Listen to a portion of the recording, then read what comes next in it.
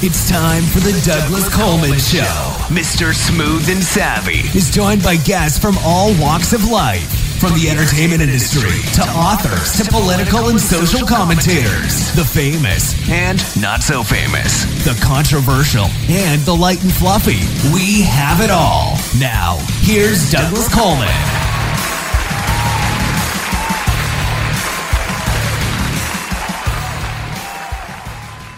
Okay, please welcome to the Douglas Coleman Show, Cevin Soling. Hi, Kevin. How are you? All right, not too bad. How's everything going there? Doing fine, thank you. Thank you for coming on the show. I got to say, I was my pleasure. Thanks for having me. Really intrigued when I got your bio and the interest to come on the show. You're the second person that I've had on with a Gilligan's Island reference. About 5 years ago, I interviewed Nell Minow, who was the daughter of Newton Minow, who apparently the SS Minow was named after, although they added an N. But she told me the story of her father, Newton Minow, who was the chairman of the FCC at that time, and his sort of feud with Sherwood Schwartz. Yeah. He Newton Minow had this famous speech that television had become this huge wasteland. And he was responsible for this major transformation in television that most people aren't aware of. But originally, programs had direct sponsors. So whatever, there's some famous Actors Playhouse, Actors Studio programming, for instance, and Westinghouse or some company like that would sponsor a specific program, and Sherwood Schwartz believed that it was responsible for some real excellent programming, and the transformation was Newton Minow then put television programming in the hands of the networks. So now you just had three networks, CBS, NBC, and ABC, who were responsible for all the programming and making all the decisions, and transformed TV into this oligopoly. And so the opening scene of Gilligan's Island, where you see the wrecked Minow, on this wasteland of this deserted island, was supposed to kind of invert that the concept of where the wasteland was and who was responsible for creating this wasteland. So that was Sherwood Schwartz's perspective on Minow's transformation. Okay, yeah, I had forgotten because it's about 5 years, I think, since Nell was on the show, but I remember she told that story, and it was pretty funny. That it was really a dig. I imagine she might have a different perspective of her father's actions, but that was Sherwood Schwartz, who I interviewed. Well, what was interesting about that is that when you said that, I was thinking about I Love Lucy, which was Philip Morris was their primary sponsor, right? Yeah. But the sponsor, I didn't know that. The sponsors worked directly with the shows rather than with the networks at that time? Oh. Correct. Yeah. It's one of those. There's like a whole lot of things that's just kind of lost to history that people just don't even think about or consider. It's funny. I was writing a piece the other day about the transformation when AT&T was broken up, and the consequences of that, both culturally and on the mass psyche of no longer having one entity. AT&T control what at that time was regulate all communications. Because even whatever primitive internet was there had to go on the telephone lines. So they controlled everything, and we're kind of returning to that to some degree. But breaking free of that was a major transformation. Well, how did the disconnect of the sponsors from the shows, do you think that improved the quality of the shows? Because I just watched the Being the Ricardos. I had one of the people on it, one of the co-stars on it, and she was telling me about her experience with watching I Love Lucy, and then when I saw that movie, when Lucy was pregnant, they had to actually go to Philip Morris to kind of clear that, because at that time, you didn't talk about pregnancy or even say the word pregnant on television, right? So the sponsor had really complete control of the content of the show. So when that was disconnected... And they slept in separate beds, too. You know? Well, yeah, exactly.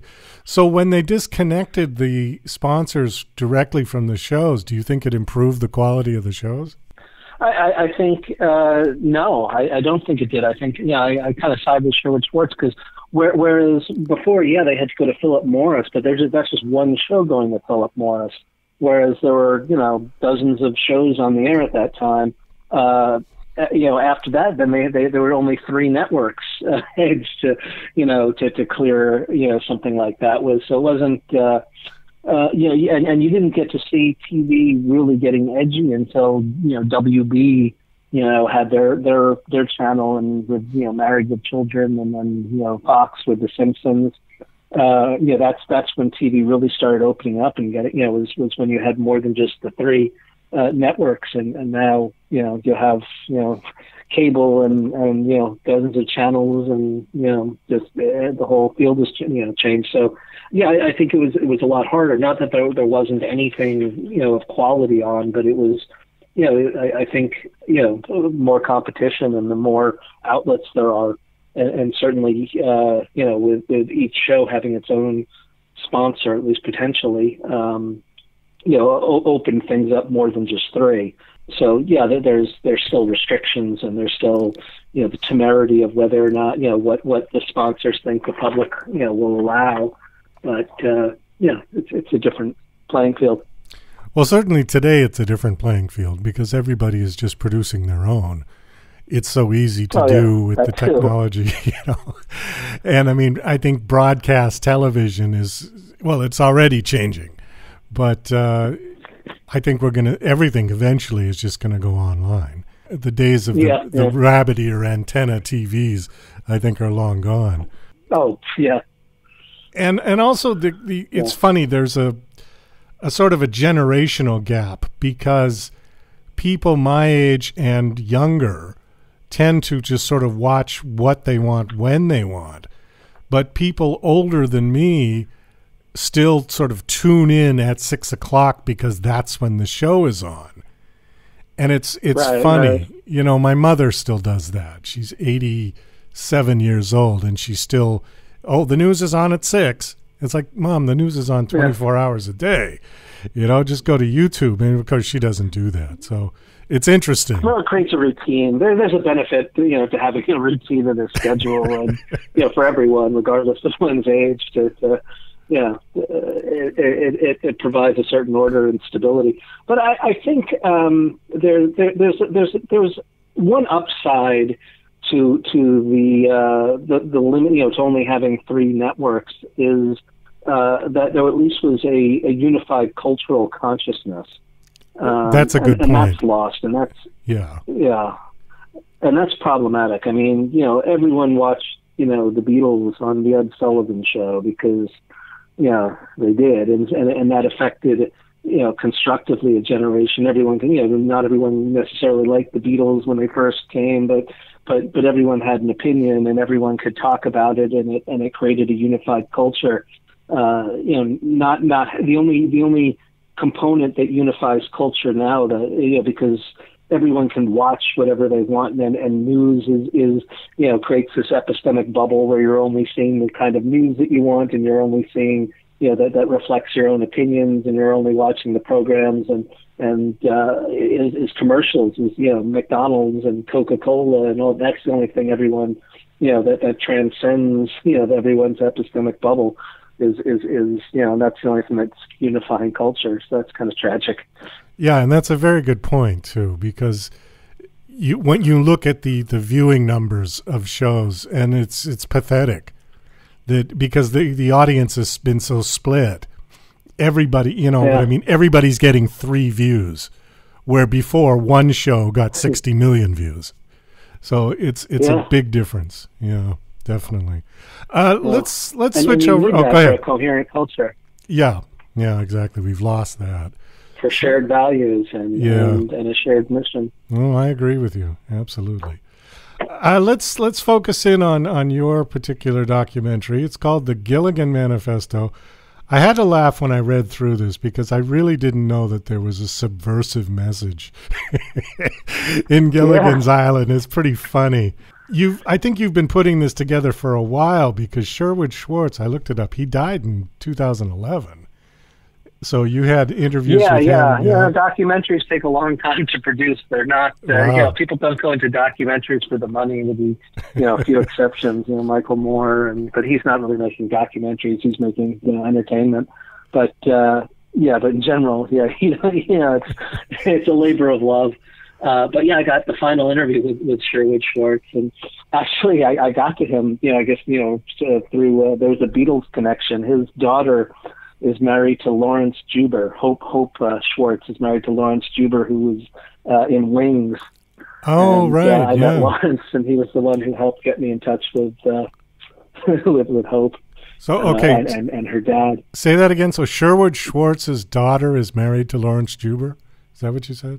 Yeah. Oh, okay. Yeah. She's married to Lawrence Juber. Lawrence Juber is he was in Wings, and he's one of the greatest guitarists I've ever seen. Yeah, he was on play. What was the album? Back to the Egg, I think was the Wings album. Yeah. Oh my God, yes. Yeah, okay. All right. Oh, well, that's cool. That's a good connection. Yeah, definitely. Yeah. Well, so okay, and I talked to Russell Johnson before he passed away, and Dawn Wells before she passed away. Is there anyone left from that show? Or are they all gone? Yeah. Tina Louise is still alive. Tina Louise, okay, who played Ginger. Yeah, I talked to her, but she opted not to participate in the film, but she had seen this other film that I had made called The War on Kids in theaters, and she's really active with youth charities, and she said if there's any other project that I'm doing, she'd happily be involved. But not this one. And she's still she was still friends with Russell Johnson and Dawn Wells. They both spoke very highly of her, and so whatever gossip there's definitely no bad blood. There definitely was concern and love among them all. So that was really nice. So that was something I was really happy to see. You think the reason that Tina Louise didn't want to participate was that she didn't want to sort of blow the image of Gilligan's Island being this sort of innocent little family comedy thing? Like she didn't want to go into this whole subversive message? No, it didn't have anything to do with the concept. It has to do with her. She after she did the show, she really did everything she could to try to distance herself from the show. Oh, okay. Her agent apparently told her that she was being recruited to be the star of the show, and and there was always, everyone always tries to scratch their heads of why did you think she was going to be the star when the show was called Gilligan's Island, not Ginger's Island? But fair enough. Her agent apparently pitched this to her, and and she wasn't the star, and then to make matters worse, she ended up typecast after the show, and it was very hard for her. She got a lot of work before the show, and then afterwards it was very hard for her to get work, and so there's a lot of disappointment and I guess resentment, not necessarily just over the situation, that this adversely impacted her future career, and so she just didn't want to reinforce that for the freedom, but she wasn't like she took it out on the cast or anything like that, because they still had a good relationship and stuff, and like I said, they were the other actors all seemed to be very understanding of her her position. I just looked up Newton Minow. He's still alive. He's 96 years old. That's amazing. Yeah, wow, that is amazing. Yeah. Wow. But so Gilligan's Island. So it was definitely amazing that doing the research there. But it was you have to realize again, it was one of those things of when it was made.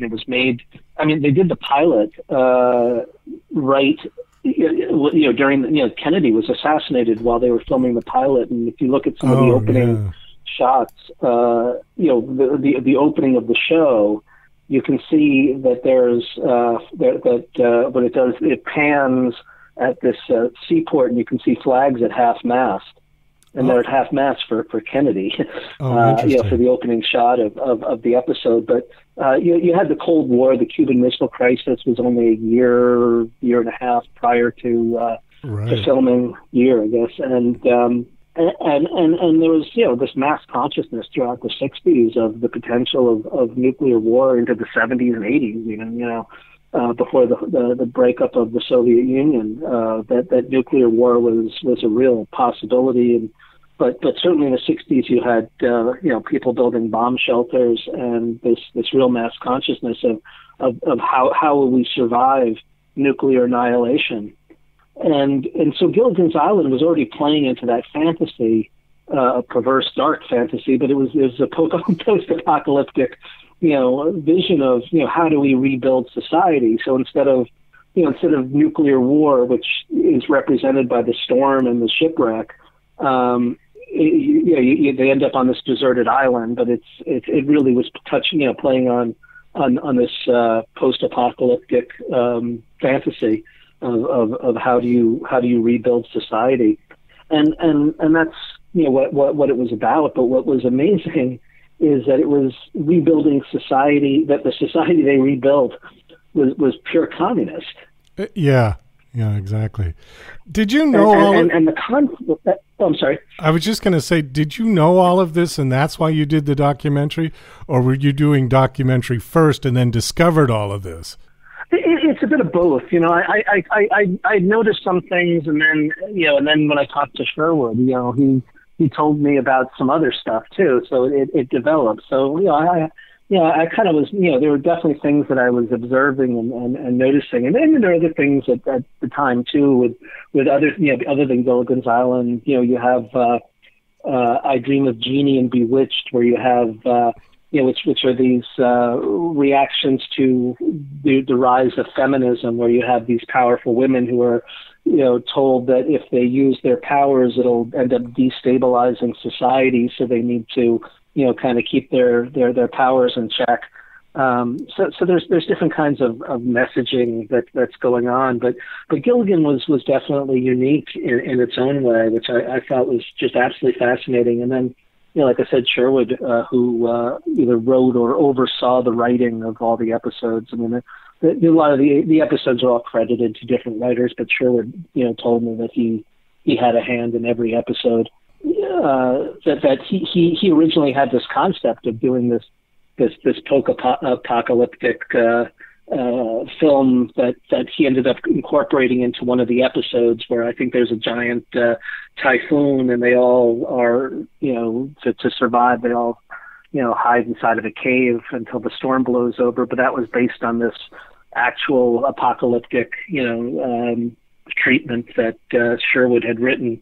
So it was there. But yeah, definitely it came from an observation, and then it just developed. And while I was filming, and then I had a lot of fun with it too. I interviewed a bunch of professors who I got to ask them, if they could build a boat. Ask them what their various skills are, and two out of three of them, there were three interviews, two of them said, they couldn't build a boat, because the professors always ask, well, if you can do all these things, how come you can't build a boat? But it's, building a boat is its own special skill. Well, wasn't that was a stand-up comedian's joke? I can't remember who it was, but he said, they could build a radio out of a coconut, but they couldn't build a boat to get off the island, or something like that. Right, yeah. Exactly. So that's what I was playing off of when I was interviewing these professors, and it was just he was tagged on at the end for the closing, which sort of made it cute. But yeah, you have these the episodes. There are episodes about getting rescued, but most of them deal with actually surviving on the island and how they're going to. And what typically happens is that some vestige of democratic capitalism rears its ugly head and destabilizes the harmony life on the island, and has to be excised by the end of the episode for communism and stability to return. So every episode is this, and Sherwood, I don't think he necessarily quite realized that he was doing that, but it was, and it totally ties into this Marxist fairy tale, where in communism there isn't, the normal institutions even of marriage aren't really valued, but camaraderie is, and so you have this display of camaraderie, and the Howells, who are the married couple, there was one episode where the identity of the person that married them, that their whole marriage hinges on the identity of that person, and whether and it shows sort of the how absurd the institution of marriage is if it hinges on the validity of the person that married you. And but there, my favorite episode is where Gilligan runs for president, and or actually they decide they need a leader because they don't have one, not because they need a leader. And they have an election. Gilligan ends up winning as a write-in candidate. He wasn't even running, and he wins as a write-in candidate. And once he becomes president, everyone who's the other castaways all want a position in his cabinet, because if they get a position in his cabinet, they won't have to work. That's politics. For you is that they won't have to do whatever's required to survive on the island because they have a title in a government, and so you can see how things rapidly fall apart. I think that's hysterical. But they do the same with the justice system and a legal system, and any time some semblance of money, which has no meaning on the island. But what the island does, what the show does show, on the other hand, is it shows the transformation of the characters who express the American ideal, which is either being a millionaire, being famous, or even intellectual prestige, being a professor, being a movie star, being a millionaire, and all those people. The professor was trapped in his ivory tower prior to, you can see, the Ginger was removed from her fans, and the millionaire obviously treats people as commodities, and they all become whole human beings who through the process of being in this communist environment where they have to develop the social skills and treat everyone else as equals and participate using their own labor and their own hands to become part of this egalitarian society. Again, it's fairy tale. I'm not advertising or professing Marxism, but in that vision, it fulfills it perfectly, and that's what the movie shows. Wow, that's great. Well, this has been really interesting. Well, Sherwood Schwartz did the Brady Bunch. Now, was there any subversive message in that show that you know of? Again, I don't think he was intentionally trying to be subversive in Gilligan's Island. I think it was subversive in that the Brady Bunch. Again, I think the message that Sherwood had was people have to learn how to get along. Okay. And that's why the people all come from different social classes. And that's why Gilligan's Island. Gilligan is the proletariat. So Gilligan is a member of the proletariat, and that's why it's Gilligan's Island. So it's consistent, again there, but it could have been any of them. It could have been Professor's Island, Skipper's Island. There's no reason it had to be Gilligan. But the Brady Bunch was subversive in its own way, in that you didn't really, you have two people remarrying. Yeah, they couldn't really be divorced. Although I think the spouse of one of them, I think the spouse of Mr. Brady, Mike Brady, was never discussed. So maybe, whether it was divorced or passed away, but you have a blended family there, which was, novel. You didn't see that then. At that time, and so it was groundbreaking in that sort of way. I don't know if it wasn't necessarily subversive in the sense that it was running afoul of the norms and traditions of society, but it was democratic society. But it certainly was groundbreaking in the sense of presenting a different kind of family structure. Well, that's true. Yeah, and I don't know that they did ever. Well, I'm not a Brady Bunch expert, but I don't remember that they ever discussed the previous families of Mr. and Mrs. Brady. Whether they were widowed or divorced, right? I don't think that ever came up. It just... No. There was an episode where an ex-boyfriend of Mrs. Brady, I'm trying to blank on her first name, shows up. Florence Henderson, I don't remember the character. Well, yeah, that's the actress. I don't remember her first name, but and there was some there was some criticism that I read because her ex-boyfriend turns out to be this buffoon, this kind of this football player who's also buffoon, and it said well, now we know what Mrs. Brady was doing in college, or she was trolling for beefcake, was how it was described, which I thought was pretty funny. But I thought that was sort of unusual, was suggest seeing an ex of a parent, which I don't think had really been done in TV. Did the Brady? My timeline is a little bit fuzzy of those days. Did the Brady Bunch come out before or after All in the Family? I guess it would be, there might have been some overlap, but it would have been a little bit before. All in the Family was 1974, and the Brady Bunch was like 71 to 74, yeah, like I said, something like that. My timeline's a little off. So this is me just spitballing, but I'm pretty damn close if I'm not precise. Okay. So it would have been right around that. But Brady Bunch would have been first, for sure.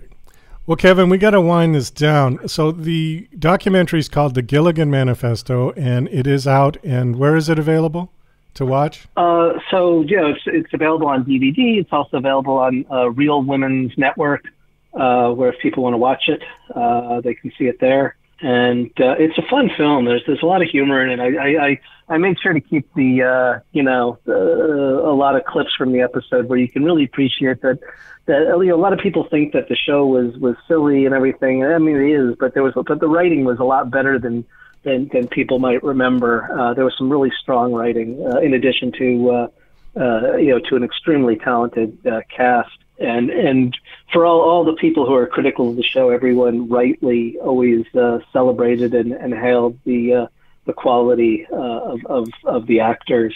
But the writing was actually better than many people might think it was. And there's humor there, and the humor is definitely preserved in the documentary. All right, great. Well, thanks so much for coming on the show. This was a lot of fun. And thank you, and I appreciate you having me.